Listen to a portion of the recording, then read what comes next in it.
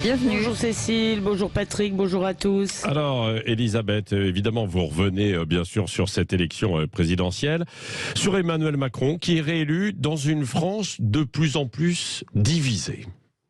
Oui, alors ça c'est le mantra un peu qu'on répète sur tous les tons. Jamais la France n'aurait été aussi divisée. Mais d'abord c'est faux.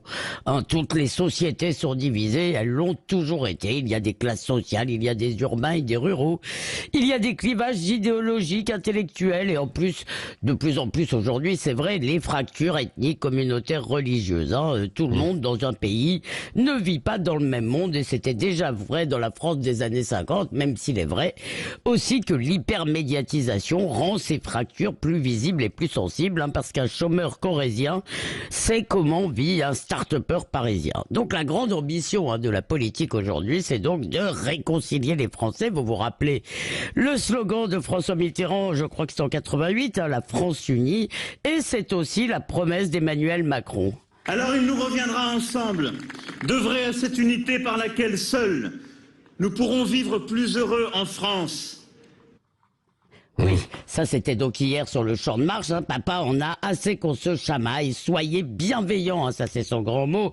Même avec les égarés d'extrême droite, les pauvres, ils ne savent pas ce qu'ils font. Alors pardon, mais que le président préside, ça c'est évidemment très important, mais qu'il me laisse m'occuper de mon bonheur, ça ce n'est pas ses oignons. Oui, si je puis dire. Oui, mais Elisabeth Lévy, vous ne pouvez pas nier tout de même que la société est plus conflictuelle.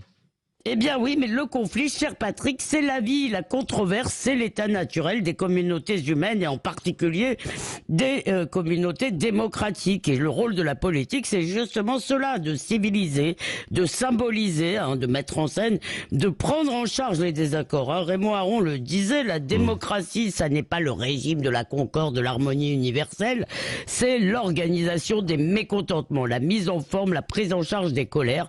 Or, cette fonction de la politique est largement en panne aujourd'hui. Alors il y a des facteurs institutionnels qui expliquent cette panne. Tant que le président a une majorité quasi automatique, il peut appliquer un programme qui est choisi par 25% des Français sans passer le moindre compromis. Alors peut-être que ça va changer. D'ailleurs, Emmanuel Macron a déjà intégré des revendications de ses électeurs du deuxième tour. Et puis en plus, peut-être que cette fois, les électeurs lui imposeront une cohabitation. On verra ça dans 2 mois. Mais il y a aussi des facteurs, je dirais, idéologique ou culturel à cette panne de la politique. Parce que pour que ça marche, cette civilisation des conflits, il faut considérer que l'autre est légitime. Or, il y a une forme aujourd'hui de macartisme moral. L'électeur lepéniste est au mieux, le péno-zémourien, je dirais, est au mieux un enfant qu'il faut rééduquer, au pire un salaud, un facho qu'il faut bannir ou punir. Et puis il faut finalement un langage commun, un cadre symbolique partagé où nous sommes d'accord pour être en désaccord, et ça nous fait cruellement défaut. Alors oui, cher Patrick, avant de s'empailler sur la façon de gouverner la France, eh bien peut-être devrait-on essayer de s'entendre sur ce que signifie le mot France. Merci Elisabeth.